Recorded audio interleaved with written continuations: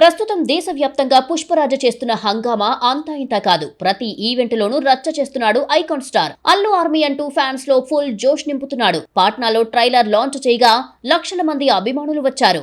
బీహార్లో పుష్పరాజ్ క్రేజ్ చూసి అంతా షాక్ అయ్యారు. ఆ తర్వాత చెన్నైలో వైల్డ్ ఫైర్ ఈవెంట్ నిర్వహించారు.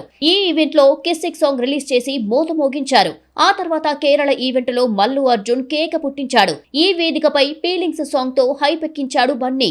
ఆ తర్వాత ముంబై ఈవెంట్ లో పుష్పరాజ్ శ్రీవల్లి తమ డాన్స్ తో కిక్కిచ్చారు. ఇలా ప్రతి ఈవెంట్ లోనూ చాలా స్పెషల్ గా ప్లాన్ చేస్తూ వస్తున్నారు మేకర్స్.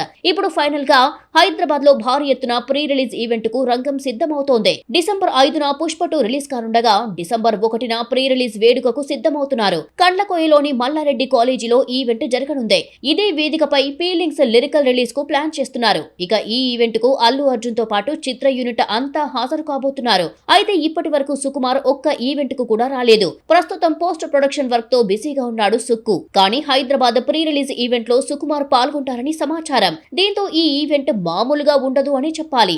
ఇతర రాష్ట్రాల్లోనే ఓ రేంజ్ లో ప్లాన్ చేశారు కాబట్టి పుష్పరాజ్ దెబ్బకు హైదరాబాద్ దద్దరిల్లడం గ్యారంటీ. ప్రతి చోట అదిరిపోయే స్పీచ్ ఇస్తున్న బన్నీ ప్రీ రిలీజ్ ఈవెంట్ లో ఏం మాట్లాడబోతున్నాడు అనేది ఆసక్తికరంగా మారింది.